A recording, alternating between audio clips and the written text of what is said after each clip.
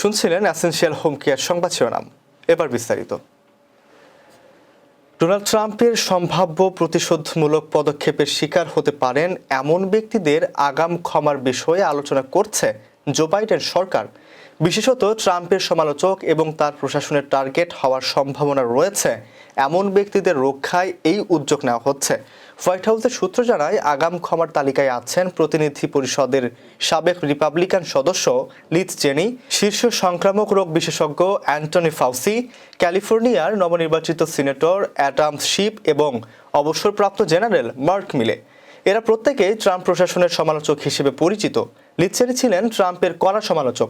Antony Fauci corona মহামারীকালে Biden প্রশাসনের স্বাস্থ্য উপদেষ্টা হিসেবে কাজ করেছেন। অ্যাডাম শিফ ট্রাম্পের বিরুদ্ধে প্রথম অভিশংসন প্রচেষ্টার নেতৃত্ব দেন, আর জেনারেল মিলে ট্রাম্পকে একাধিকবার কঠোর ভাষায় সমালোচনা করেছেন। বাইডেন সম্প্রতি তার ছেলে হান্টারকে ক্ষমা করার পর আগাম ক্ষমার বিষয়টি আলোচনায় আরও গতি পেয়েছে। হোয়াইট হাউসের চিফ অফ স্টাফ জেফ জিয়েন্টস এবং কৌশলী অ্যাট সিস্কেল এই আলোচনা চালাচ্ছেন। এ বিষয়ে চূড়ান্ত সিদ্ধান্ত বাইডেন নিজেই নেবেন। তবে অপরাধের দায়ে অভিযুক্ত না হওয়া ব্যক্তিদের আগাম ক্ষমা দেওয়া যুক্তরাষ্ট্রে খুবই বিরল ঘটনা।